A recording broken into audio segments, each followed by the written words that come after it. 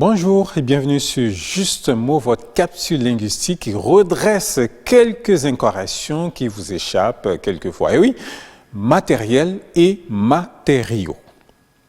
Matériaux, comme on le pense souvent, n'est pas le pluriel de matériel.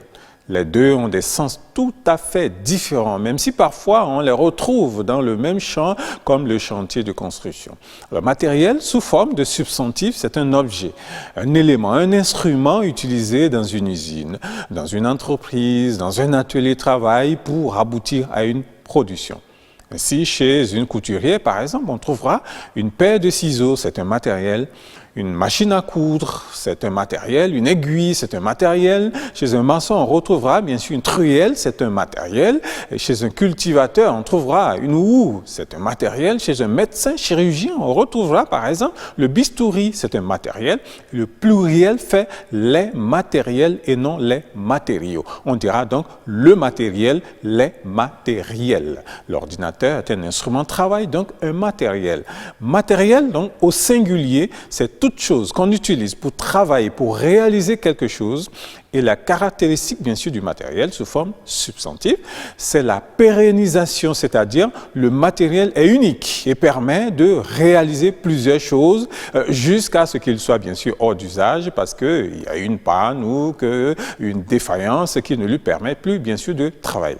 Par contre, le matériau n'est pas pérenne. Il est utilisé dans la réalisation ou la fabrication. Il entre dans la composition de ce qu'on fabrique.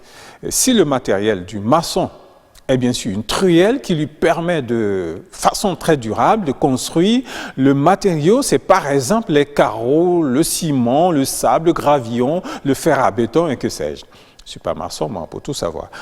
Le matériau, bien sûr, c'est donc la matière première que l'on utilise ou que l'on transforme à l'aide de matériel.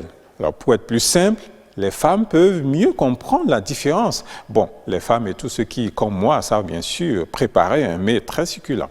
Alors, on peut prendre la casserole comme un matériel, sauf que pour la cuisine, on l'appelle précisément ustensile, même si c'est la même chose ou presque.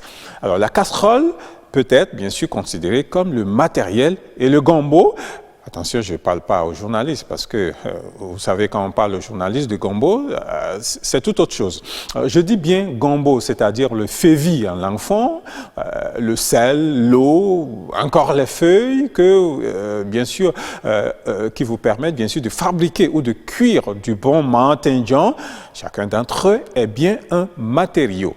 C'est donc la matière première à partir de laquelle on fabrique quelque chose, comme le matinjan, le moyo, qui est une spécialité béninoise. Il y a aussi, par exemple, le ndolé au Cameroun. Bonjour aux Camerounais qui nous regardent. Il y a le tikpimpieniché, les gourmandiers du Bénin et du Burkina. Bonjour à tous les amis burkinabés qui nous regardent en ce moment aussi.